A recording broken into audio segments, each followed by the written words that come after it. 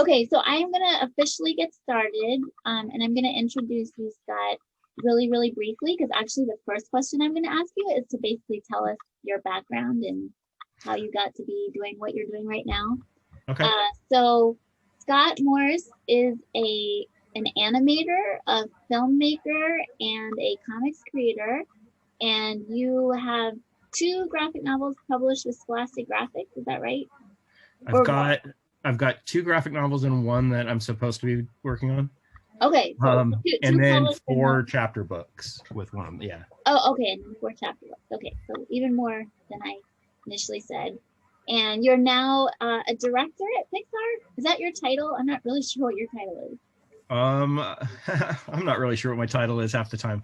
I have directed at Pixar. I've directed some short films there.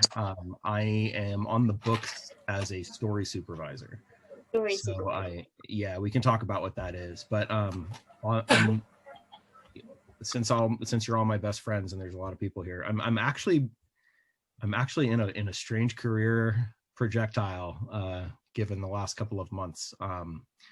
I've pitched some projects and they have taken off, so I may be peripheral to Pixar, still under the Walt Disney Company, but and still working with Pixar on one of them, but kind of getting to flex my own muscles. So I don't think I probably shouldn't talk about exactly what they are, but they're for Disney Plus.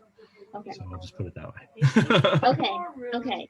Good. So I'm sure we'll get into whatever we can get into, but since there's the people still joining, I'm just going to repeat that there's certain things you can't talk about, but yeah, we'll talk about what you can. So maybe the first thing I'm going to do is I'm going to mute everybody so that they can hear you, and I'm just going to ask one or two questions, and then I'm going to totally open it up, and you guys can ask the questions. So I guess you can either raise your hand in the participants thing. Does everybody know how to do that in Zoom? If you go to participants, you should be able to find a little icon that says raise hand, and then I should be able to see that you're raising your hand. Or you can just unmute yourself and be like, I have a question. Okay, sound good? So sounds good to me. Yeah, so let me mute everybody, and then I'm gonna unmute Scott. Or Scott, can you unmute yourself? I can. Okay, cool. All right, so Scott, let's just go back to how you decided you wanted to get into art. Was it to start when you were a kid? And tell us the whole story. Tell us your background as an artist. Well, from the day I was born, no, I probably back that far. I was a nerd. I grew up probably like everybody here, watching cartoons and reading comic books and drawing on the back of your test, like rushing through your test in math class and flipping it over so you could draw and getting in trouble for it. I kind of knew that I wanted to do comics pretty early on, like third grade, fourth grade. I was collecting G.I. Joe and X-Men and, Gru the Wanderer and all kinds of things. And then that evolved into other stories that the local comic shop owner thought I should take a look at, more adult stuff like Lone Wolf and Cub, and kind of branched out and got into Love and Rockets and a lot of other things as well. So kind of saw the world could get much cooler as far as comics.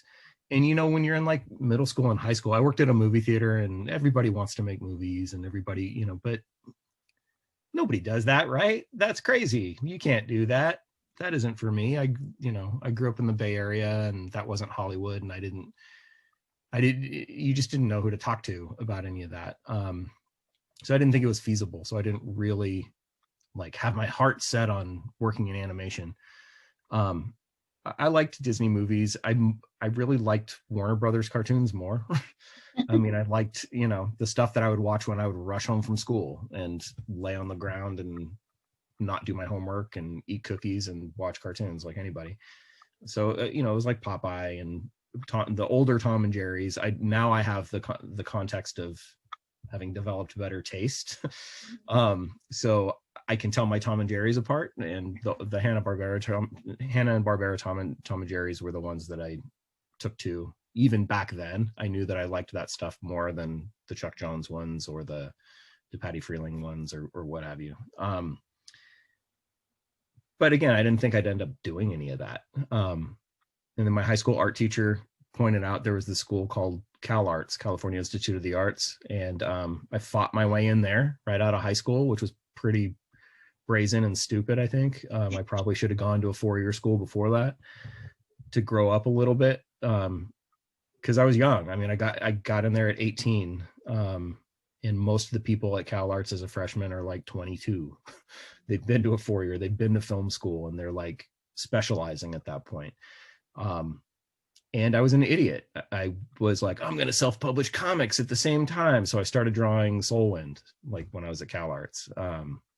Bone was starting to come out back then. So I would go to conventions and befriend comic artists. Even in high school, I would cut school and go to like WonderCon and just go up to comic artists and be like, hey, Mike Mignola, you're awesome. And he'd be like, okay. And we became friends. Matt Wagner. And I ended up kind of, in hindsight, it was probably some of the better friendships I could have made. I made friends with editors, Bob Schreck and Diana Schutz, and a lot of the people at DC at the time. Like I would just go up and talk with them and I would show them my high school portfolio like an idiot.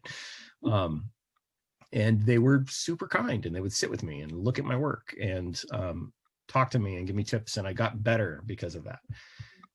So even at Cal Arts, I was drawing comics, and I would still go to Comic-Con, and I'd go places, and I'd go see all these friends now that I had made.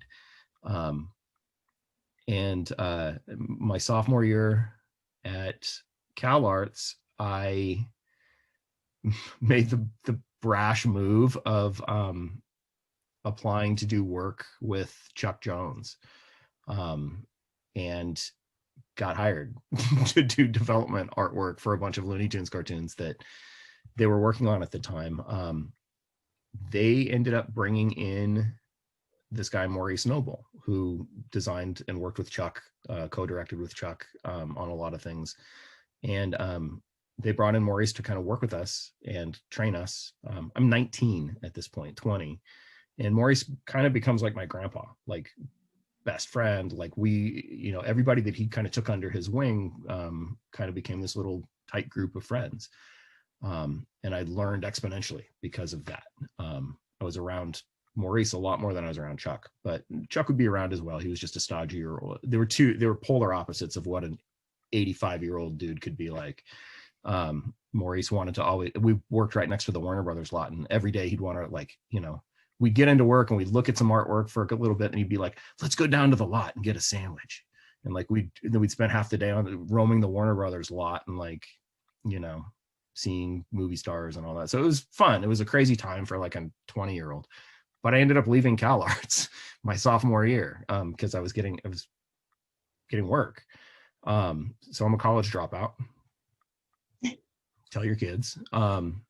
And I was doing that, but Maurice was always very big on, have something of your own. And I always had comics in my heart too. So I had this like luxury job of doing animation. And I'm like, I'm just going to self-publish comics. I don't need a publisher. Screw it. Jeff Smith's doing it. I'm reading Cerebus. I'm looking at Stray Bullets was starting to come out at that time. So, everybody was like, yeah, you could totally just do this yourself. So I started drawing Soulwind, and I set up at WonderCon and didn't have anything to sell. I literally just had big blow-ups of the artwork for a book that didn't exist hanging. And I was doing free drawings for people, giving them away. And that was probably the smartest investment I ever made, because comic artists started coming up to the table and wondering what the hell I was doing and why I was doing it that way. So I made a lot of friends that I still have to this day at that point. And I had my portfolio with me, so I show them things, and we'd talk, I'd talk to my editor friends, and they're like, well, when this comes out, we want to talk to you, we should put this out. Jim Valentino came up and introduced himself, and he's like, I want to publish this in Image. I'm going to start an imprint. So I was like, oh, that's exciting. Rob Liefeld came up separately and was like, I want to publish this in Image. I'm like, wow, I don't know what's happening. I think I'm going to self-publish. And they're like, it is like self-publishing, but it'll be an Image. So we talked a little bit there. One of the coolest things that happened at that show was I was doing these drawings, and you guys know when you're at a comic book convention table, you're doing your sketches and you don't look at who you're talking to. And there's this old guy standing there watching me, and his wife standing next to him. And she says, and I'm using a Chinese brush because John Muth he and I at Comic-Con had done some drawings together, and he'd given me a brush, and I was doing these like in Soulwind, like early Soulwind stuff, just Chinese brush paintings. I was giving them away to people. And I'm using this crazy brush, and this old guy's wife, I hear her like, say, you have a brush like that, don't you? And he's like, shh, I'm watching him. And I look up, and it's Will Eisner and his wife standing there watching me. And I'm like, holy crap, you're Will Eisner. Can I show you my portfolio? He's like, yeah. So like we ended up talking at WonderCon. And he was just very sweet. Bernie Wrightson, I ended up talking with Bernie, gave me his phone number at the time. And he's like, just call me if you want to talk, or, if you have any questions about stuff. So I made all these connections, and I was too scared to use any of them. Funny. I'm not going to call Bernie Wrightson. I'm not going to, talk with any of these people. But around that time, one of the first actual paying jobs I did too, was at Comic-Con. I just like everybody here probably went up to editors and showed my work around. I ended up doing a Star Wars trading card. But that same convention, I met Harlan Ellison, and Harlan was trying to find artists for this book he was doing at Dark Horse. And he pulled me aside, and he's like, I don't want you for the book at Dark Horse, but here's my card. Call me, and I want to talk to you about something else. I'm like, okay. So I called him, and he's like, hey, I want you to do a book cover for me.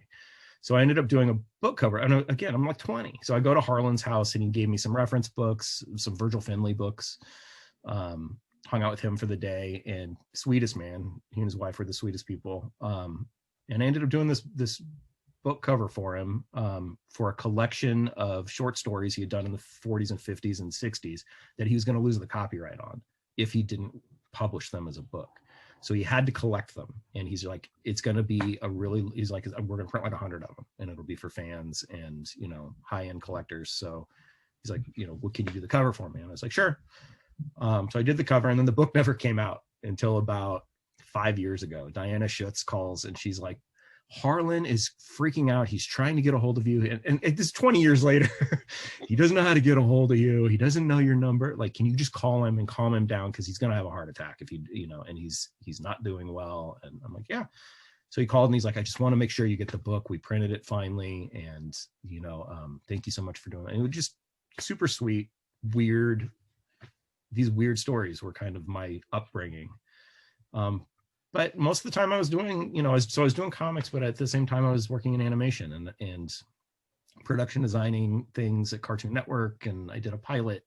And then some friends that I went to CalArts with called one day, my friend Mark Andrews, who's like my big brother, called, and he was at Pixar. He called, and he was like, hey, you got to come up here.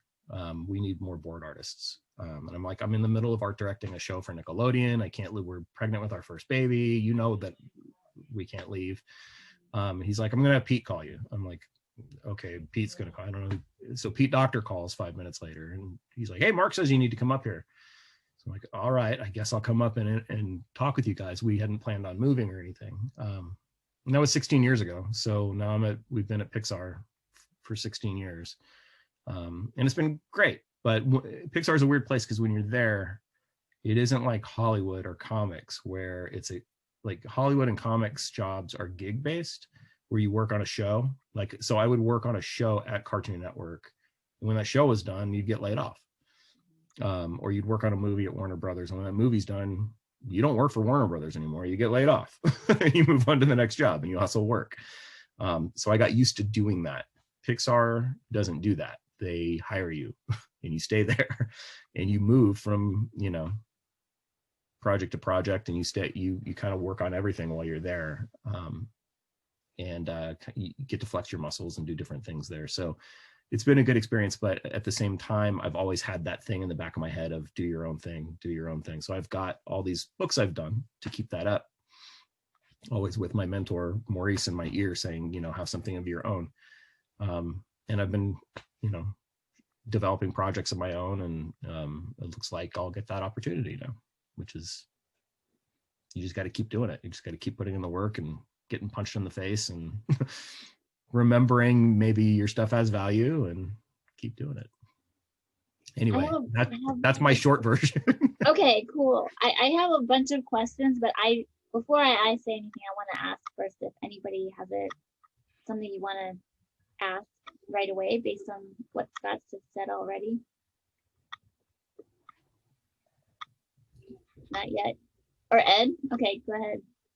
Well, can I just tell Scott a quick story? Scott, we never met in person, but I worked for book fair, Scholastic book fairs for Oh, great.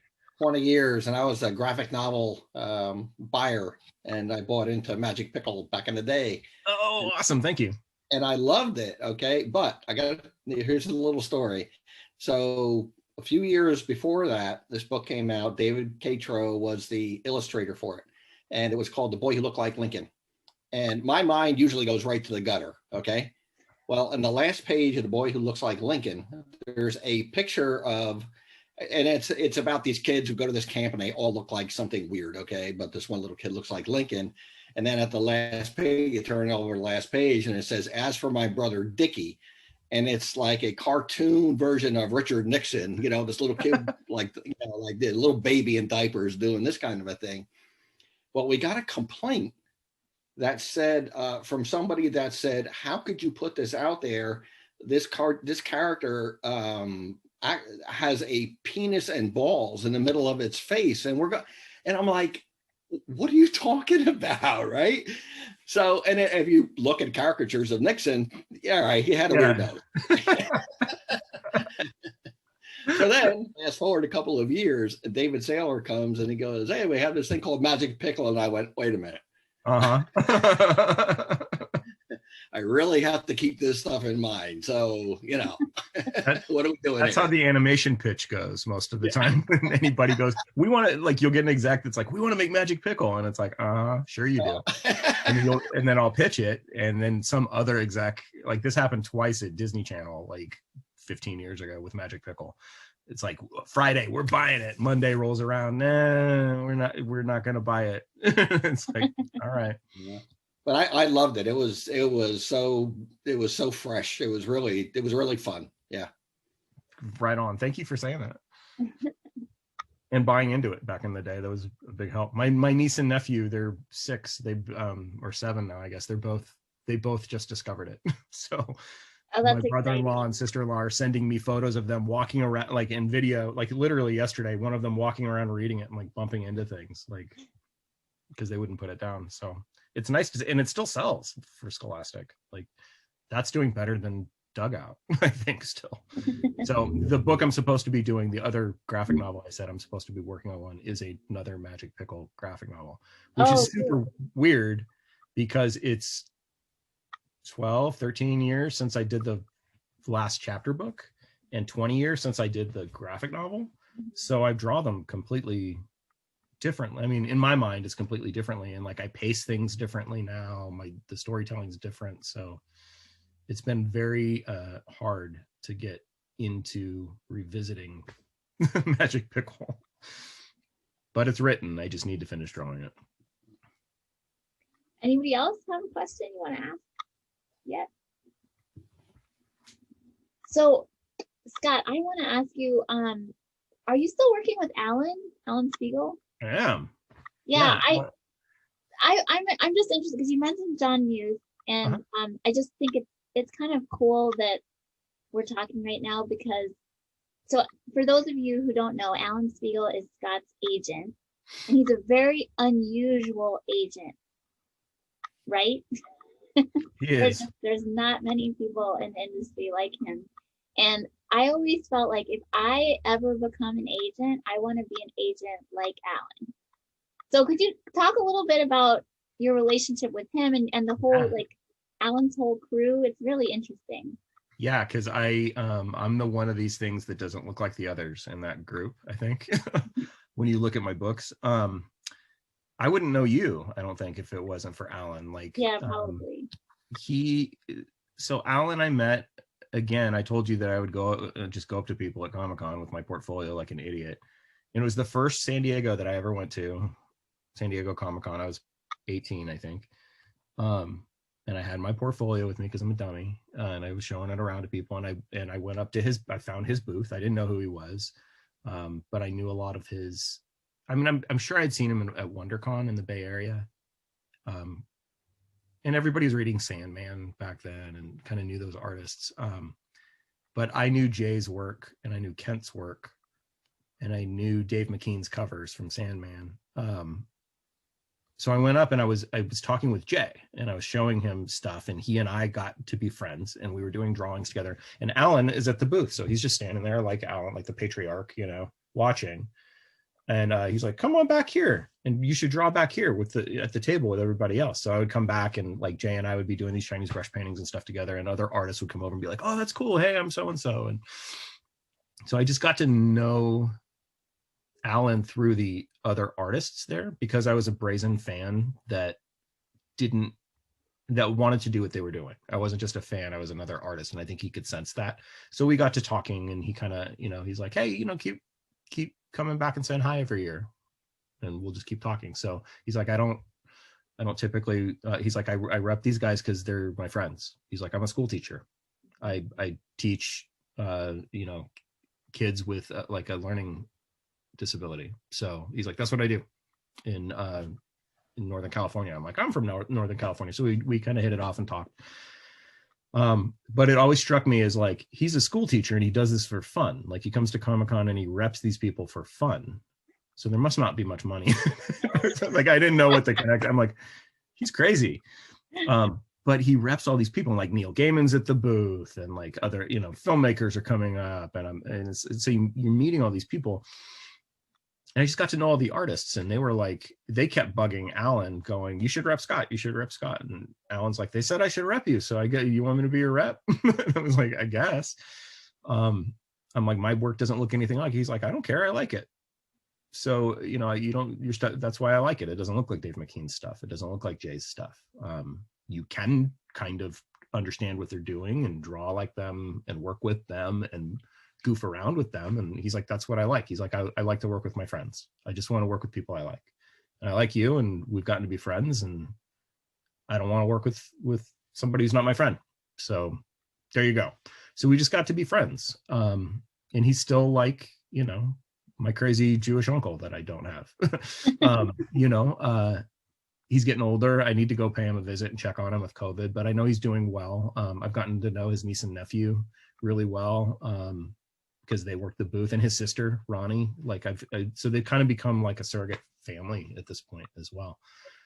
So with Alan, it's tricky because he reps all my comics work, but he's not my like film agent. Like, I've got a manager and a lawyer for film and TV stuff as well. But I'll show those contracts to Alan, and he's kind of educating himself on a lot of, like, it's just getting to know stuff. So he knew David at Scholastic, and hooked me up with David with Magic.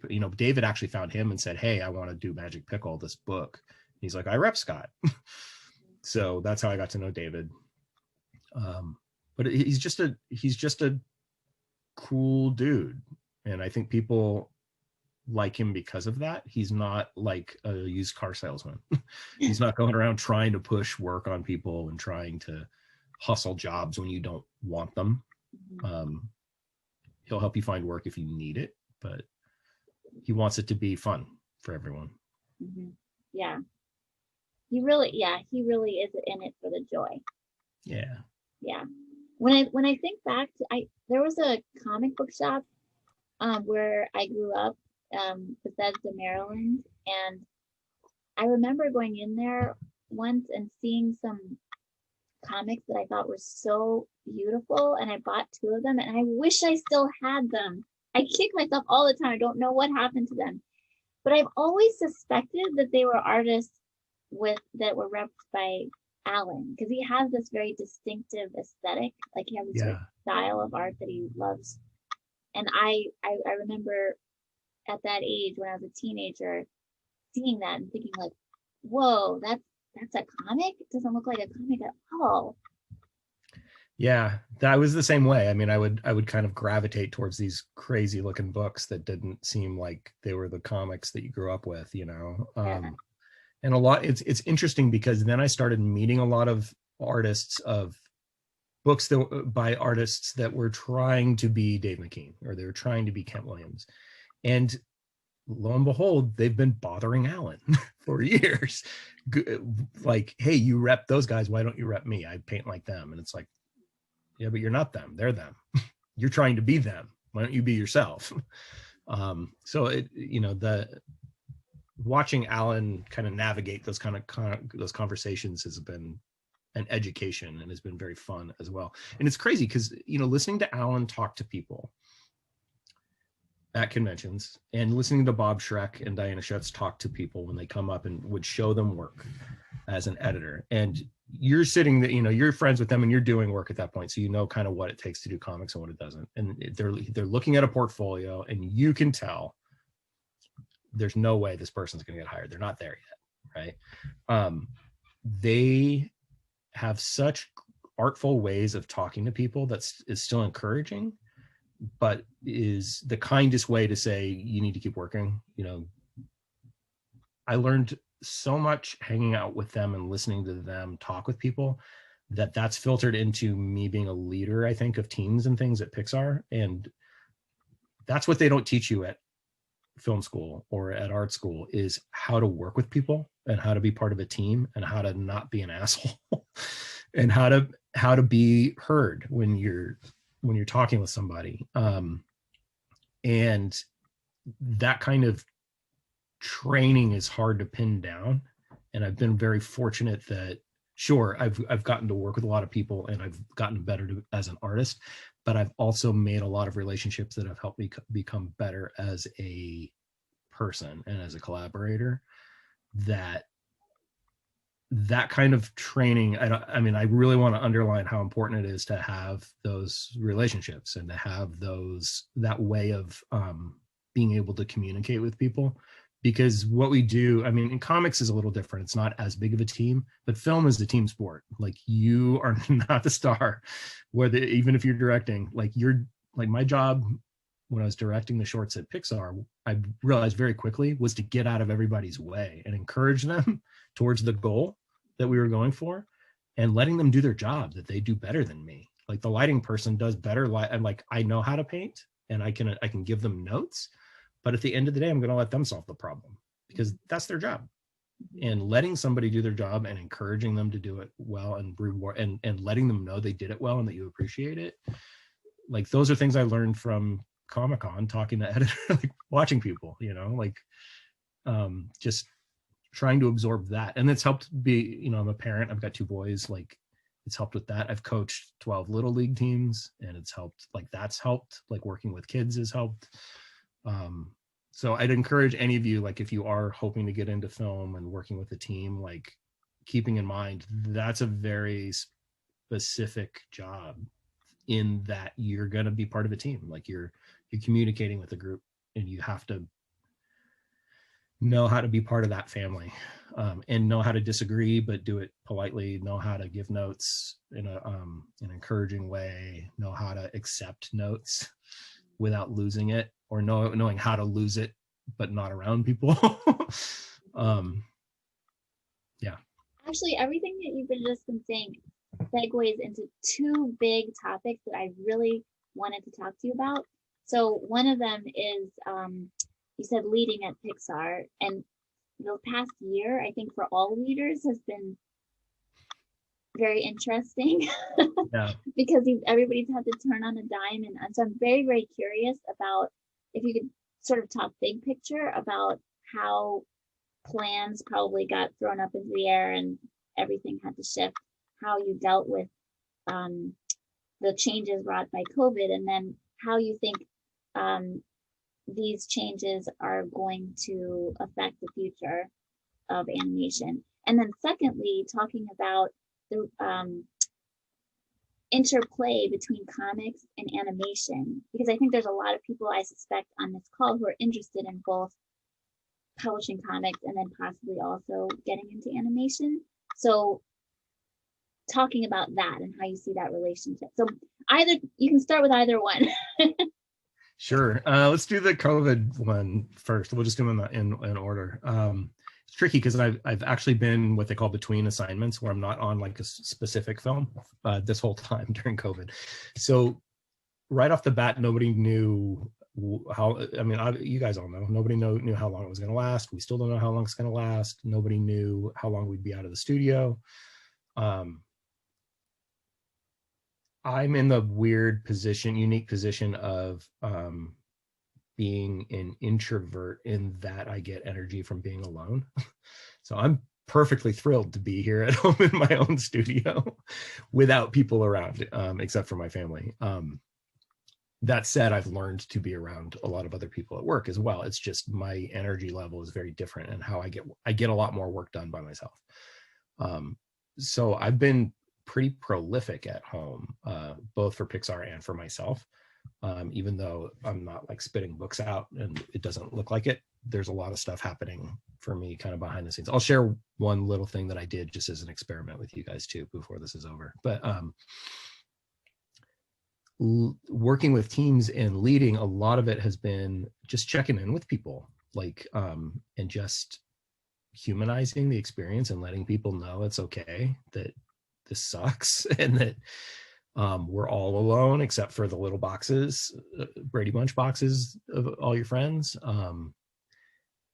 It's daunting that people are looking you in the face like all the time. Like, one thing, my wife is a preschool teacher, and we've got a lot of neighbors that are trying to navigate school. Like, our kids are in Zoom school and all that. But there's a little boy that lives a couple blocks or a couple houses down who freaked out about being on Zoom calls for preschool, and his parents couldn't figure out why. And he said, they're all looking at me.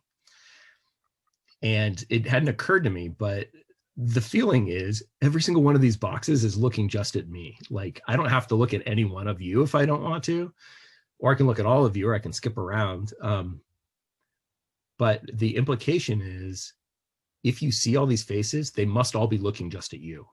And that's like daunting for a little kid. And anything that like I've tried to apply to speaking to adults, I just go back to like, how did you feel as a kid? Because you probably still feel that way and you're hiding it. You know, so adults, I think, freak out too, that you're on camera, you're literally on camera and you're the star, then everybody must be looking at just you. And that's freaky. So kind of acknowledging that, and just trying to humanize it and letting people know, like, this is scary, but we can keep going. We got to keep going. We got to keep making the stuff. Because that's where hope comes from, is these stories. Like, we're creating the things that are going to distract people, you know, or encourage people or make people feel good. It's weird. Like, when we found out that Soul wasn't going to be released in theaters, like we pushed it 6 months, and we were really hoping that like we'd have that theatrical experience, because that's how we make money at Pixar, is box office. There was an initial like solemnness to the meeting when we found out it was going to go on to Disney Plus, because that was the only way people would be able to see it. But then after it came out on Disney Plus, it almost felt more personalized to everybody. Like, I've gotten so many, and I worked on Soul for a couple of years, but I didn't create Soul and I didn't make Soul by myself. But everybody thinks I made Soul when they talk to me. It's crazy to like have these conversations with people, because it feels like they have a connection with you that's a little different than if they just went to a theater and saw it. Like, it feels more like they were there for the making of it somehow. Anyway, I don't know that answered your COVID question, but I think just being humble and human with the people you're talking to, and reminding everybody it's okay that if it feels like it's hopeless, it's okay if you feel like you're screwing up, it's okay. Like, we need to do that for context, for the good times and for what is good and for what we can get out of this. So it's always good to have that context. And then your second question was comics. The second question was about comics and animation. I feel like there's a real hunger, I think, right now, because of all the streaming services are looking for content. And it seems to me that there's huge interest in comics and graphic novels. And of course, so basically the relationship between the two industries, the animation industry and the comics and graphic novel industry, and what you see for the future. Yeah, I mean, I always like to say that it's an illusion. A lot of people assume comics are storyboards, that they are directly related to film. And we share a lot of the same language, and a lot of like seminars and talks that I give, I go into this a lot. And we could spend 2 hours just talking about this, but they are related in that they share some language, some cinema language and comics language do share some things, but they're distant. They're very distant cousins. They are not one for one. So if you make comics that doesn't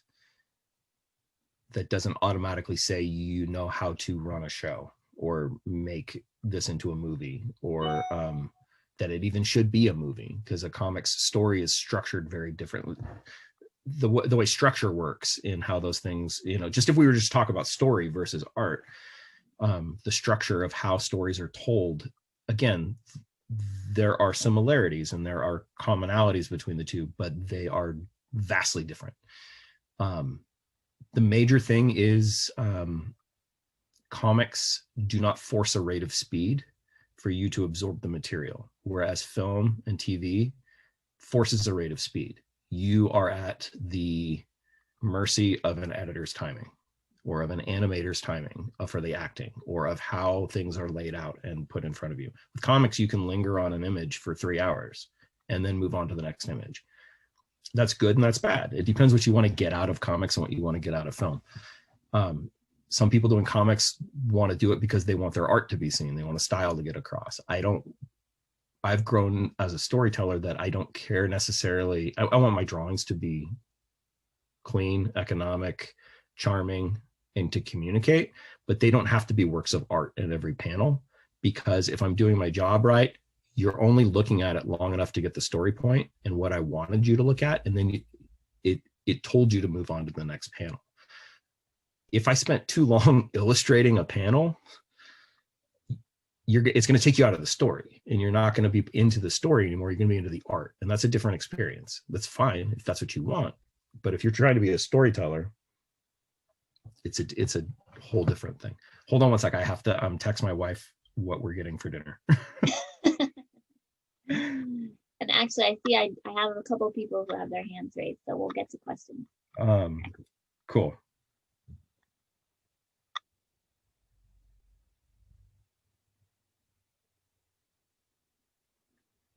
David, I'm going to ask you to unmute yourself next to ask the question. Cool. Okay. Sorry. Real quick though, as far as the comics to animation, because I know that I'm not answering that as clearly as people are probably wanting to know. That doesn't mean that you can't jump from comics to animation. It's just there's a lot of the main thing is one person can produce a whole comic, and one person typically cannot produce a whole animated TV show or movie unless you're, Miyazaki boarding the whole thing yourself, or unless you're, Bill Plimpton, and even he's got assistants and a team a lot of the time. Like, you can do it, but you're probably going to go insane if you've been doing comics and you try to do animation yourself. And there's just different disciplines in how you put together images, why you put them together. Storyboarding is not illustrating. We spend so much time talking to interns and new hires and anybody that wants to get into storyboarding because they can draw comics and they think they can board, and trying to like get people over the hump of, you need to be a great draftsman or a good draftsman, but it needs to be clear. It needs to be those things I said earlier: clear, economic, charming. It does not need to be an illustration. If you're drawing illustrations, that's not storyboards, because it's going to take you out of the movie once it's timed and put into boards. If you're trying to make it look like finished art, it is not a glamorous job to do boards. Nobody will see your work. They'll see your ideas. They'll feel your work. So that's a different thing. That doesn't mean you should try to leave it at a lower level or phone it in or scribble. Like, boards are not like, if you do boards correctly, you forget that you're looking at drawings and you're watching a film once it's timed and put together. So that's been a big communication jump for me to work with people doing animation and kind of leading teams there, is to help them understand you need to think like a camera and not like an illustrator. That was the other part I wanted to say about that. Sorry. David, Yeah, I just want to start by saying this conversation is fascinating. Thanks, Scott, and thanks, Janna, for putting it together. And Scott, also want to thank you. You were one of the guys that I used to book at Comic-Con 12, 13 years ago. You look familiar. You would always pause your painting and give me notes on my portfolio. And I remember learning a lot about camera from you. And I've been an animation professional now for 10 years. And I'm looking to get into comics. And my question for you is, I also have 2 kids, one of whom is screaming outside my door right now. I don't know if you Awesome. hear that. And how do you balance the day job and the children and it sounds like you're an involved parent if you're coaching Little League and you're developing shows for Disney Plus. Like, what does spinning plates look like for you, and how do you find time to make it all work? I don't know. It's tricky. I mean, I have a really hard time, and I've had mentors at work. I've had different mentors for leadership stuff. Ed Catmull was actually my mentor at Pixar for a while, and Ed, and he's retired now, but I don't know how I fell in with him being my mentor there, but we'd have meetings, just the 2 of us, and we'd talk about leadership. We'd talk about what we were working on. We'd talk about problems the studio was having or whatever.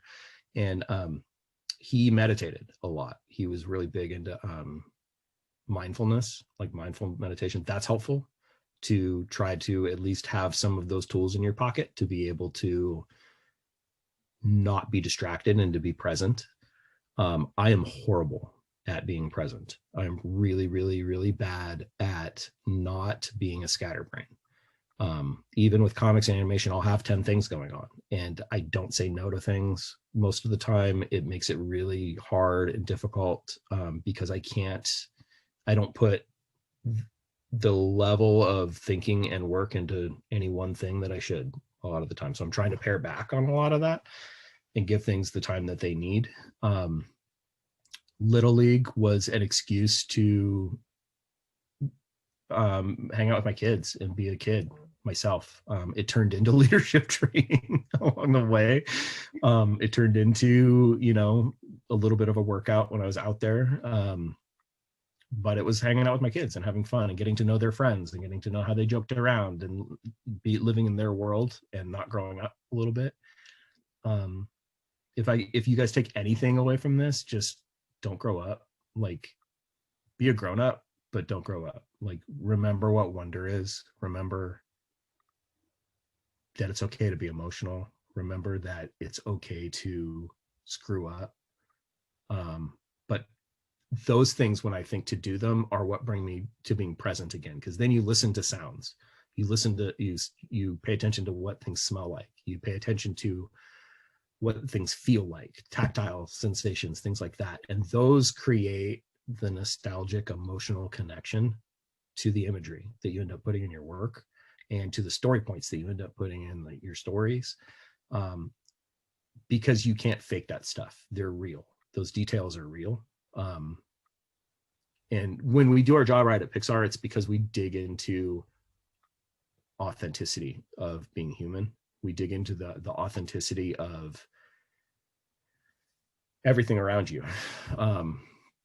I think that's why people respond to like the Pixar films in particular, because they feel personal. They do feel like they were made for you because you see yourself in them. And it isn't because, wow, it looks so real. It looks so photorealistic. It's because we tried to capture what it feels like to be in a moment like that. And a lot of that isn't in dialogue. A lot of that isn't in an image. A lot of it is in sound. It's in timing. It's in how long you linger on something. It's in how you push in or pull out of a moment. It's how you create an experience using sound, time, images, and all of those combine into writing, right? A lot of people want to write for animation or want to write for graphic novels or and so much of authentic writing is not dialogue. It's not word makers making the words. It's moments that are crafted and created. And that's the power of comics and the power of film, in my mind, is being able to take that and understand that that is a universal language, that you can speak any dialect and cross that dialect boundary with a true feeling. that everybody knows what the quality of light on an October afternoon in the forest with your kid feels like, right? Because you were a kid, even if you don't have a kid, you were a kid. You remember being there with your dad or your mom. But then maybe you have a kid now and you're there and it means something different. So there's layers to that now that you can kind of bring forward and put up. You can see me probably getting emotional a little bit when I think about this stuff because it's important. I need to text my wife one thing real quick. Sorry.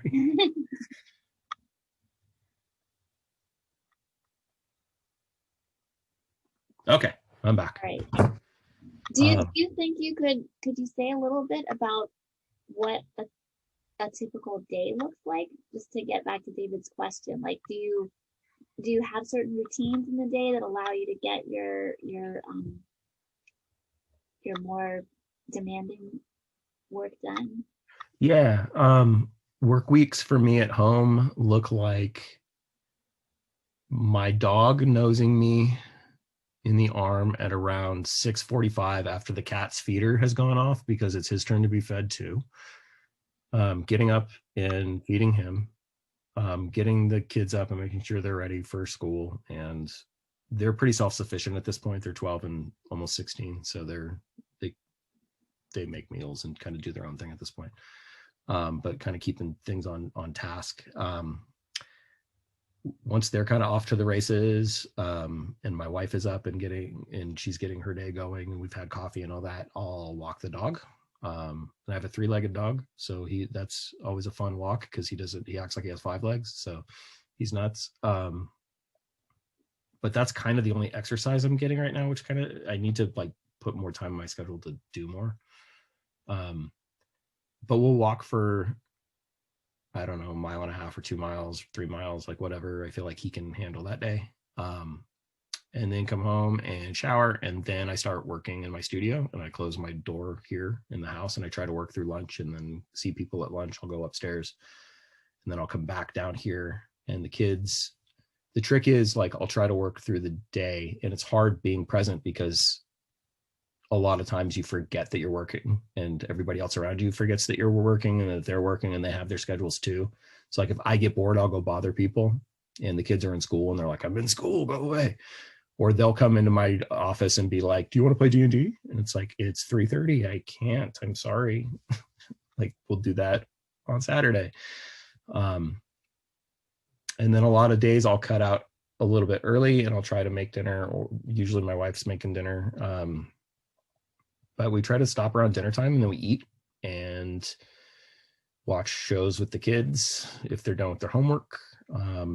And then my wife and I will watch a movie or something and then go to bed. Like I don't stay up late working. My mind is always working and I'll like write things down or I'll not be present. My wife calls it being in my head, where you're with everyone, but you're not there. You're 10 steps ahead. This gets back to the Ed Catmull thing of being present. The big trick is being present, being engaged with the people you're with and not in the past or in the future, either writing or worrying about something you did or whatever. So that's one of my biggest problems is not being where I need to be in space time a lot of the time. Does that answer your question, David? It does. My theory was that you stayed up all night and didn't require sleep, so it's heartening to know that you're human. No, I used to before we had kids, but I stick to a real schedule, like pretty diligently. I still have friends that stay up late and work late and get up or super early, and I try not to do that. And I try not to work on weekends, and I try to make it like a day job. But I also, you probably all understand this lot in life, trying to explain to people that you can't schedule creativity, you can't schedule art. Like a lot of time, I mean, I've got a very forgiving family, so they get that and they'll let me not be present every now and then. I'm lucky that they're supportive of what I do. And they're supportive of me being, for all intents and purposes, an idiot artist that, doesn't know how to handle real life a lot of the time. Panayota, I see that you have your hand raised. Yes. Thank you, Scott and Janna, for this opportunity. This has been great. Yeah. So my question is, if you would speak to, or even better, I don't know that you're prepared for this, to show us what your artwork was like when you were 19 before art school, what it looked like after art school, and then any sort of milestones where you're like, oh, this person or this thing changed my art, and this is what I learned, and this is how it changed. So I know you talked about art is a reflection of you, and so I'd love to see if you could show us any examples of that. You saw me look off to the side because I have the luxury of being in my studio. I have a sketchbook from high school somewhere in here, but I'm trying to remember where it is. It's hard to say exactly like time capsules of what I did when.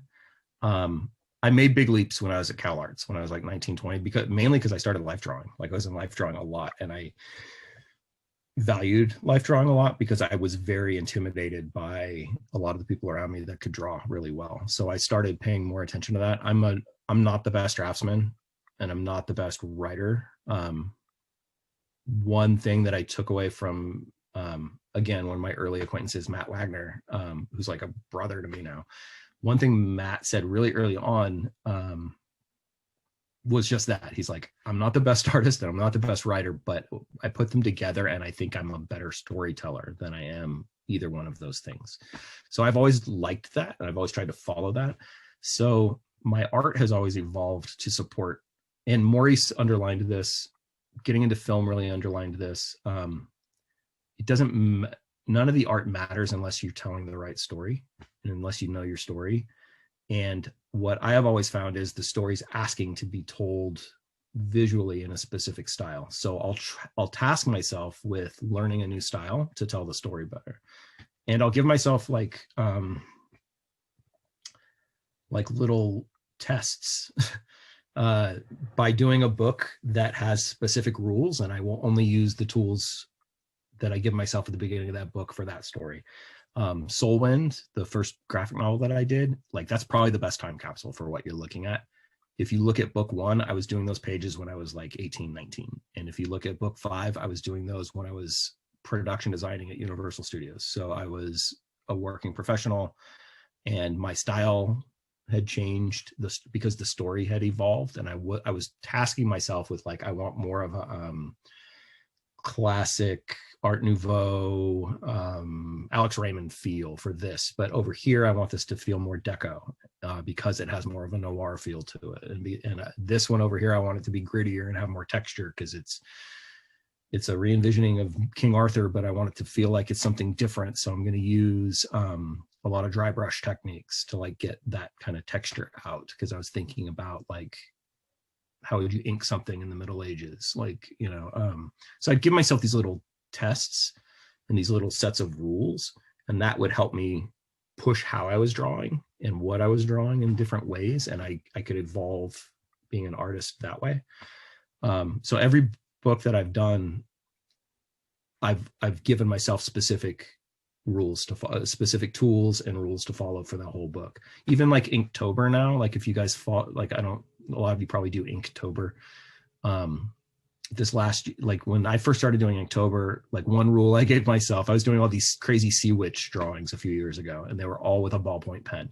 They were specifically with a Disneyland hotel ballpoint pen on typing paper. Those were my rules. That's my Inktober. I'm not going to pencil it. I'm just going to use this ballpoint pen and typing paper. This year's Inktober was just, I have it here. It was just this paper. This paper, it's a cold press watercolor paper. It's not a heavy poundage. It's probably like 120 pound. It belongs to Maurice. I had a ream of it. I cut it up into a specific size, and I had a stack of them. And I used ink. This was Maurice's ink. It was what he called Chinese laundry ink. He would go buy this at a Chinese laundry because they'd use it to mark clothes or mark tags. It's crappy ink. But I only used ink that belonged to, like, I was just using Maurice's materials. So I used the same 3 brushes and this paper and ink and water. And I was just like, I'm just going to do washes this year, like, and just push myself that way. Because there's a project that I wrote that I might do a graphic novel of, that and if you saw this year's Inktober drawings, they're all like kind of classic Disney styled stuff that has that kind of watercolor feel to it. I was going for that look, because this story it deals with the beginning of the animation union and a fictional Walt Disney Studios in the late 30s, early 40s. So I want it to kind of have that kind of feel. So it was a test. It was me training to potentially run that marathon, which I haven't run yet.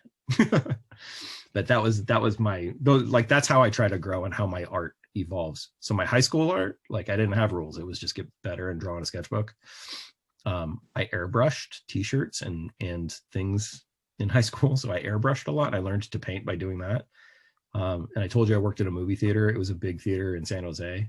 The Century Theaters, they were like big domed Cinerama Dome kind of theaters. And they realized that I could draw and paint and would airbrush. So the manager at the theater asked if I would airbrush the movie posters on the glass of the big glass doors. So then my job turned into airbrushing movie posters on the glass at the movie theater. So I taught myself how to paint. Like I typically just try to teach myself if I don't have a teacher, or I seek out a teacher, like with Jay, or with Maurice. And I learned to paint and use color in that style. So a lot of me evolving as an artist is forcing myself to continue being a student and finding the education. Thank you. Bye, David. David W is leaving. I just saw it in the chat. Des, you've had your hand up. Yeah, hiya. My question is regarding what you mentioned earlier when you said that in regards to animation, that it's not a solo project, it's team.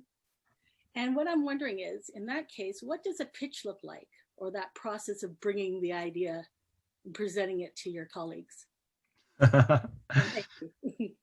Well, now that I've said that, don't listen to me, because I'll show. So this is the part where I'll show you something. Let me find it. So one task I gave myself during lockdown was, hey, if I never leave this little studio at home, how can I create work by myself? Can I create animation by myself? How far can I go? So there's a book that I did 15 or 20 years ago called Ancient Joe that I did for Dark Horse. Some of you may know it. Some of you may be like, I don't know what you're talking about.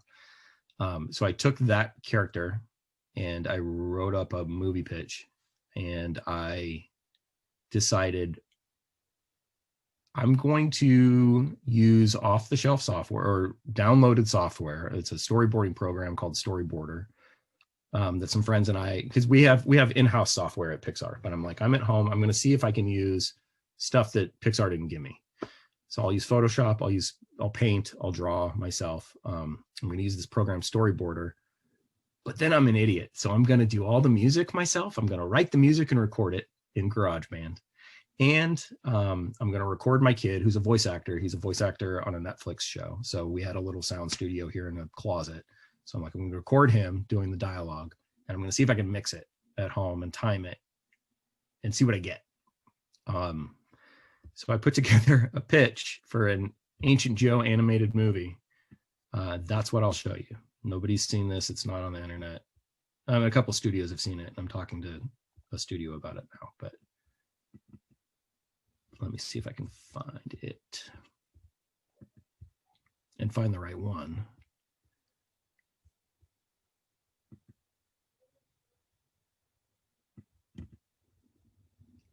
Okay. I found it.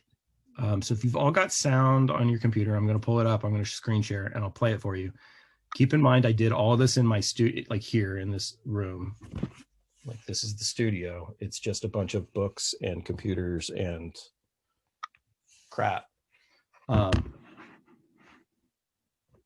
my kid's guitar, my ukulele. I made drums out of different things I could do percussion with. The sound mix is all in GarageBand, so forgive me. I'm giving you all the caveats right now. So the mix is a little off. You can kind of, my son drops out here and there a little bit.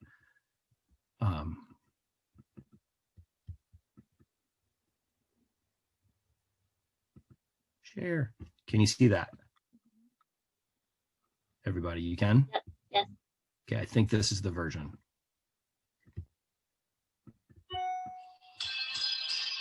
So here's the problem.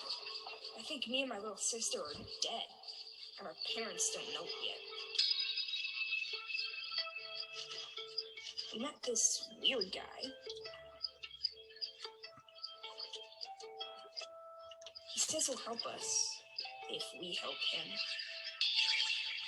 His name's Joe, and I think he's been around for a long time. He says he's looking for the soul of his dead wife. He can cross between worlds, but we're stuck here. I think it's the underworld or something? It seems like our world. Things are different. Way different.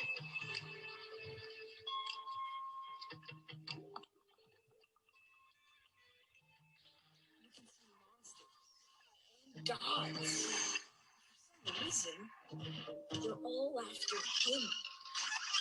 My little sister says never trust old people. But man, I don't think we've got a choice.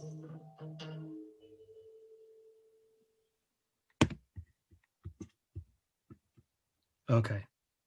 I hope some of you were able to hear that, like, and it looked okay and didn't get all laggy or anything.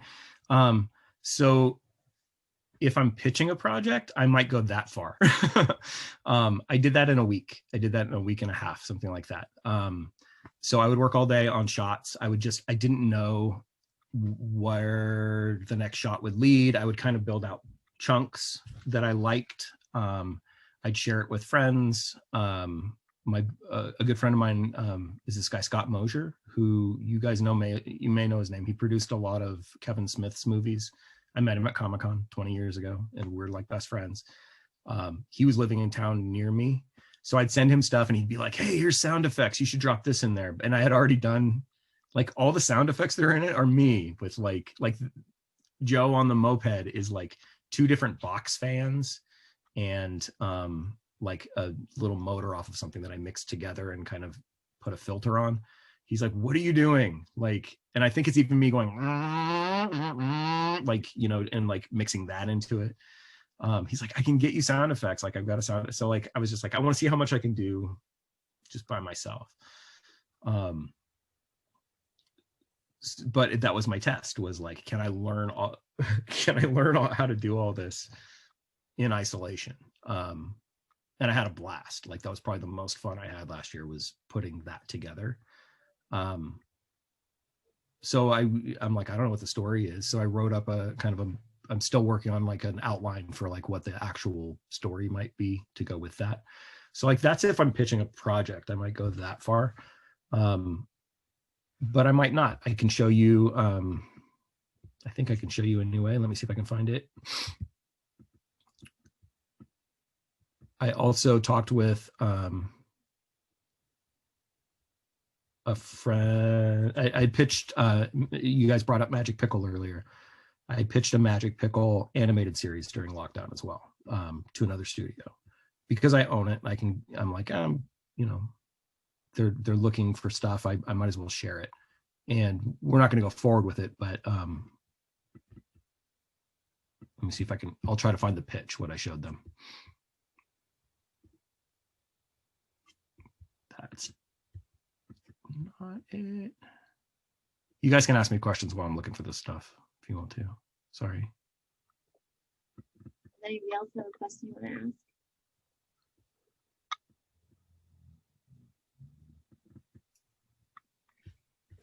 I got a question. Yeah. Well, first off, Jenna, thank you for bringing such a great host. Scott, this has been fantastic.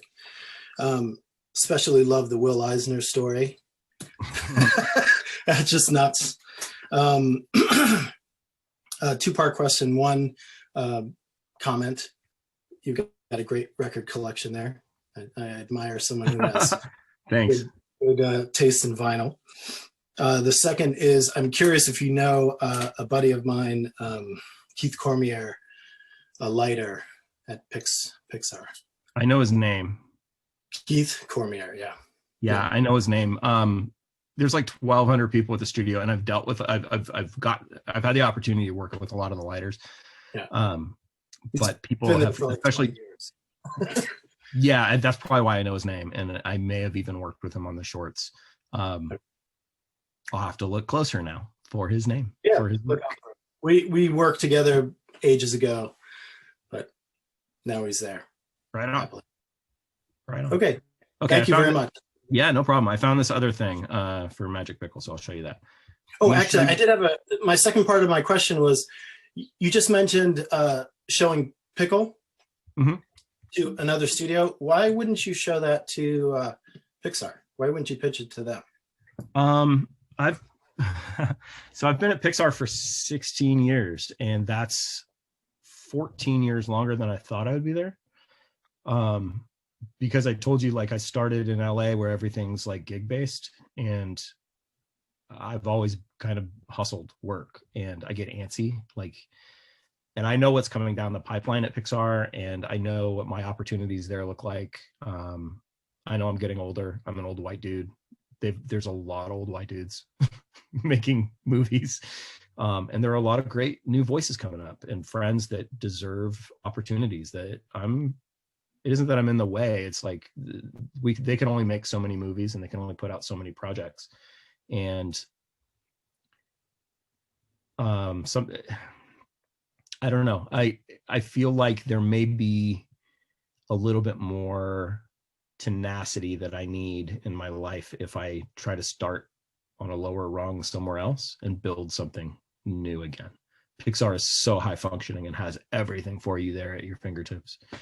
And I like the problem solving a lot and trying to figure out what, like the Ancient Joe thing obviously doesn't look like an animated thing that, you know, a lot of studios would do. And that's why it's exciting, is because we wouldn't make that at Pixar. We wouldn't make that, you know, in a style like that, or kind of looking that way. Or it's obviously not fully animated. Those are elevated storyboards is what they, you know, but part of me wants to not have all my eggs in that one basket my whole life and just doing those same things. And I'm incredibly lucky to still be there and to be with the people that are there and continue to learn there. But I want a couple more swings at the piñata myself too. So just taking things around, and I've got so many friends at other studios and things. It's just always good to just keep your finger on the pulse, look around different places, work with different publishers, you know, don't be at one place all the time. But this is, appreciate it. Yeah, no problem. I wanted to show you this because this is the document I put together to pitch a Magic Pickle animated series. Now, when I pitched it, all they saw was the images. They didn't see my presenter notes. So the problem with Zoom is I don't have two screens going, and I can't show you just the images, screen share just that without the presenter notes. And it's kind of fun to see what the notes look like. So I'll give you the pitch the same way I gave them the pitch. So allow me to set the table with a little history about food. Dazzler of taste buds, filler of bellies. Some food has the power to bulge our muscles, other food to bulge our waistlines. Food can comfort, food can satisfy, but what happens when food goes bad?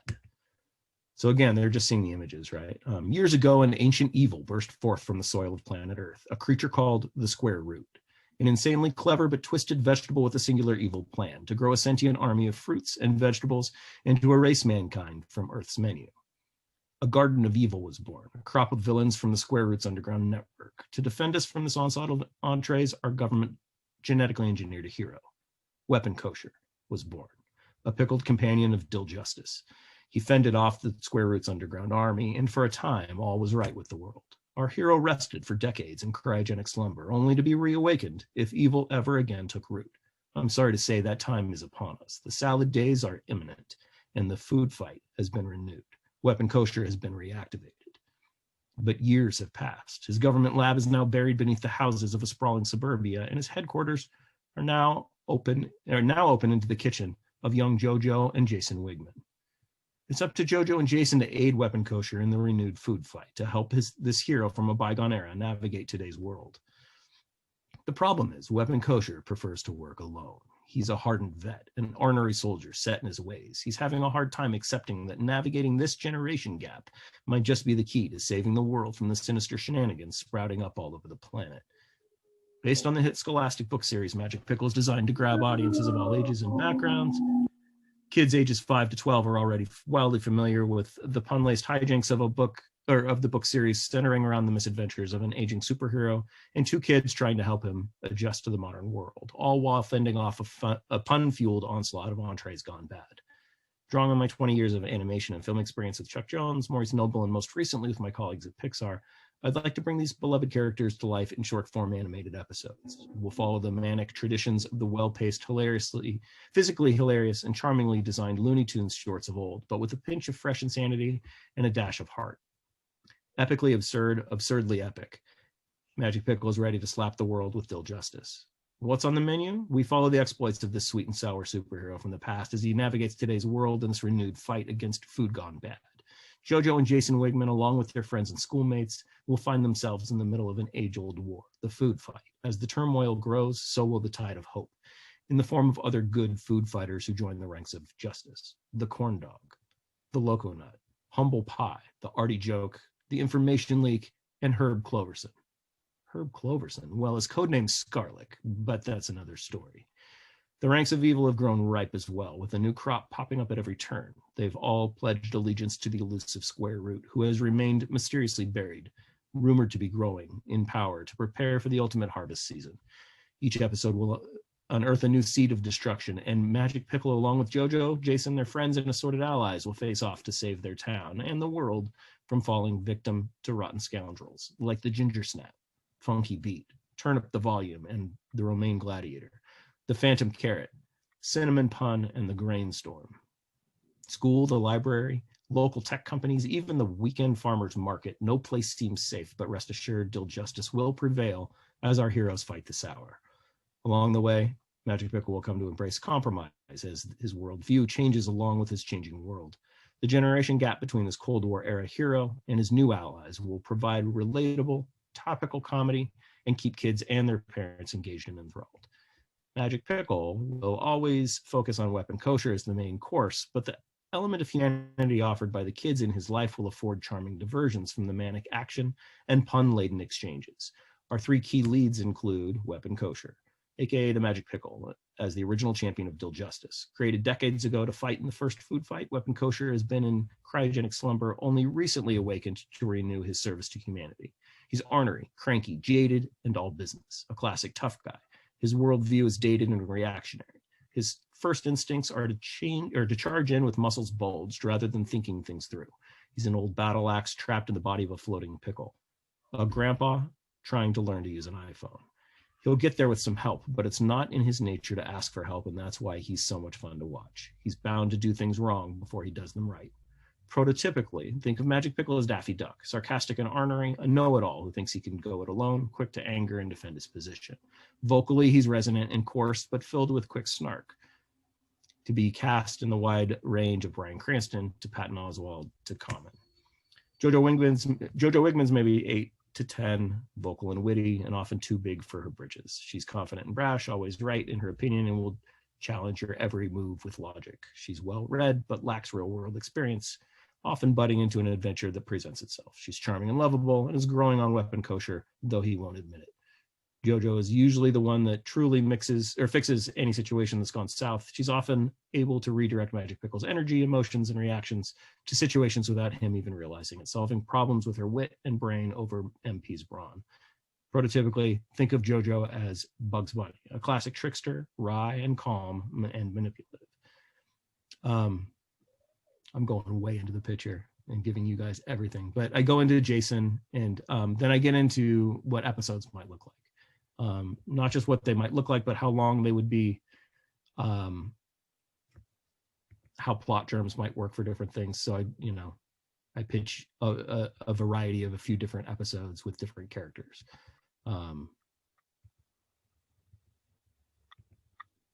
And then I talk about what the pipeline might look like, where I want to produce it, how I want to produce it. Are there studios that I'd want to use? What music I would want to use? Like what the tone of it is, what the timing might feel like. And then I just kind of recap with, you know, an overview of everything. That's super in depth. That's like exactly what I would have pitched, like the whole thing through. Only I would have kept reading all the stuff that you guys are growing bored listening to. But that's kind of what goes into a pitch for an animated show, is not just like, it's a dog and a cat and they have adventures and the Harlem Globetrotters might show up. What do you think? Like, you know, it's that's one way you can do it. I try to give them more than not so that they can see like, oh, he knows what he's talking about. And he knows how to structure this, and he knows how long it would be. The reason we didn't move forward with it this round was the studio I was talking to, and I only pitched at one place because it was a favor for a friend who had asked, like, hey, do you have a Magic Pickle pitch? They have a huge international market in addition to domestic, and Magic Pickle is very pun-based, and that does not translate into 22 different languages, which I completely wasn't thinking about. But these are the things you have to think about. is that sort of humor, is that sort of thing going to work to the scope of the audience that the place you're pitching to is hoping for?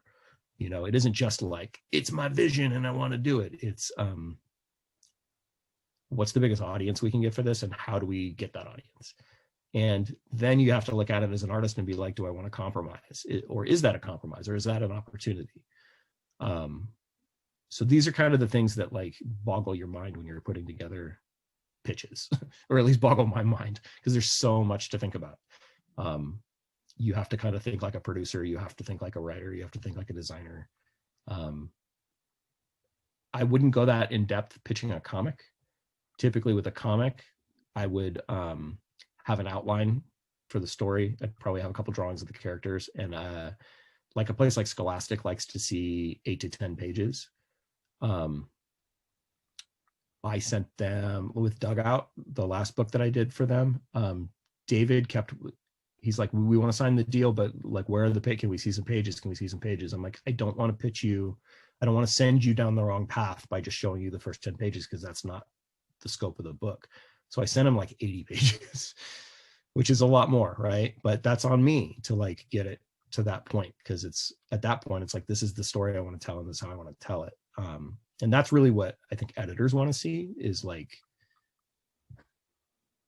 they don't want the hope of what you're pitching. They want to see what it's going to look like. They want to see as much finished work as you can do. That sucks for comics artists, because we don't get paid a lot. There's no benefits, and you have to generate a lot on your own time, because you love it. And people will take advantage of the fact that you love it, and they will ask for more because you love it. So don't get taken advantage of. Be aware of that, and don't do work for free. Would be two things along those lines I would try to empower you to keep in mind. Is that helpful? You guys asked me one question, and I will spend 30 minutes. Yeah, it was a little helpful. It was great. Thank you kindly. Yeah, and keep in mind, I did work with Adam Rowe. Thank you, but not Cassandra Pelham. Keep in mind that pitch didn't get bought. Like Magic Pickle didn't. We're not making that show. But I have it. I could talk to another studio about it at some point. But at the end of the day, I looked at it and I'm like, so say this gets sold, do I want to spend 3 years doing this show? No, I don't even want to do the next Magic Pickle book that I'm under contract to do. Like, why would I want to do it? Like, so I had to like stop myself and be like, is that what I really want to be doing? And move on to the next thing, you know, and keep that up and have my day job. Yeah. So, it's a lot. Maybe we have time for maybe one more question, if anybody has the last question. Yes, let's see. Susan. Can you unmute yourself? You have to unmute yourself.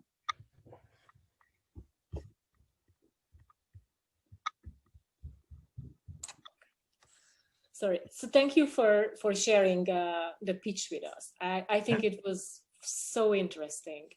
And my question is a little bit related to that, but like creating comic books, like what is do you have a method, like, I guess with this many years of experience, you have something that you prefer? Like, do you create the outline first, or do you make doodles, or what is your preferred method to approach when you have an idea for a comic book? That's a great question. I typically bake an idea in my brain for years before I even draw anything. And what typically happens is I'll have like 4 or 5 ideas that keep rising to the surface, but I'll be picking holes in them as I'm troubleshooting them in my brain. I may talk story with somebody to like work ideas out, pitch something to a friend or whatever, and then you hear yourself say it and you're like, God, that is horrible. But then they'll give you ideas and you kind of brainstorm a little bit. But being able to speak that story to somebody helps you write it.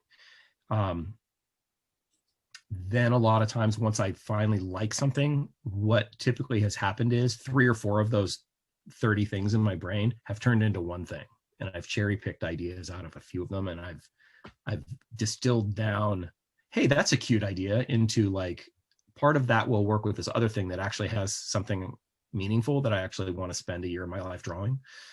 So then I'll write an outline for the story.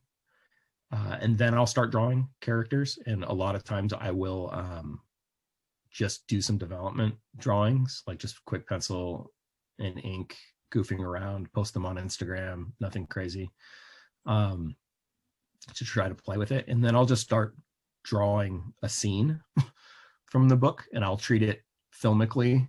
Like my comics pacing has turned very filmic because of my film background. It isn't for everybody. Like we could spend another week talking about different disciplines of how to tell a story in comics. The way I tell a story in comics is I try to make it very cinematic. So I try to replicate film timing a lot of the time and trick you into reading it at a rate of speed, as if it was forced to you at a rate of speed. So I'll draw moments, I'll craft moments where there's action that's shown, there's, story points that are shown, and I'll craft them like scenes. And another rule I try to follow is I'll try to get into a scene late and get out of a scene early.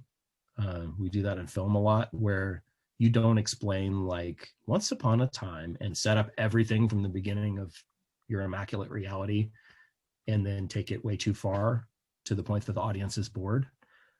I'll try to come in somewhere after things have started and let the audience play catch up and be intrigued by what the hell am I looking at and why is this so interesting, and then have them start to put together the puzzle of the story. And then I'll end those scenes hopefully before they want to get out of them. I'll sometimes that's killing off a character, sometimes that's cutting to something else, sometimes that's revealing a cliffhanger secret and cutting to something unrelated, seemingly unrelated, but then you tie it back up again later. So that's more minutia as I'm working, but typically I'll draw out scenes like that. So like with Dugout, I would draw scenes of the book where everything takes place in this one location that is in the outline. That's 2 paragraphs. I'm going to give myself 18 pages to do paragraph 1, and I'm going to give myself 12 pages to do paragraph 2. I think that's how it's going to pace if I do 3 to 4 panels a page, with a splash page every now and then, and with a page that has 6 panels on it every now and then. So I'll kind of average it, and then I'll just thumbnail it. I don't thumbnail like in a sketchbook or anything. I'll literally draw the pages in pencil and redraw them and erase, and then I'll just ink it. And then I'll scan that, and I'll put tone, like with Dugout, I put tone in. So I didn't color Dugout. My friend Guy Major, who's luckily local, our kids went to school together, he did the coloring for it, because I knew I didn't have time to do the color and he could get paid more. Scholastic would pay my colorist, whereas they wouldn't pay me to color my own book. So that's a trick. So I would rather make a job for somebody and let Guy color it and talk with him about art direction and let him handle it from there and let him do his job, get out of his way. But what I would do is I would light it. I would go through and do a tone pass just in Photoshop digitally as I composed the pages. And then I hand lettered it all in Photoshop. So I did all that. And then that allowed me to go back in and do any edits that my edit, like Adam or whoever would come up with edits. I'd go back in and tweak things. And then deliver the final pages. Thank you. Yay. Wow. Well, I have to wrap it up now because I promised my first grader that I would put him to bed. So yay! Go see that first grader. Yeah. It's story time now. I wish I had Magic Pickle to go read him. Aw. Yeah. I give you one through the screen, but I can't. Yes, exactly. Obviously. I'm gonna get it. So thank you very much, Scott. This is awesome. Yeah. Thanks for asking me. This was so much fun to like reconnect. And we got to see stuff that nobody else has seen yet, which is extra special. Yeah, don't tell anybody. Okay, we won't tell anybody. Mum's the word. All right. Yeah, thank you guys. And good luck with whatever you're all working on. I know everybody here is making something that I can't wait to share with my family. So please go make that. When the world returns to normal, we're all gonna see each other at comic shows, right? There you go. People are gonna come up and say hi to you, and you'll come up and say hi to all the people here. So yeah, we're all looking forward to that. That sounds awesome. Okay. Good night, everybody. I want to be part of your club. Okay. Thank you. Bye. Yep. Bye. Bye, everybody. Thanks for coming.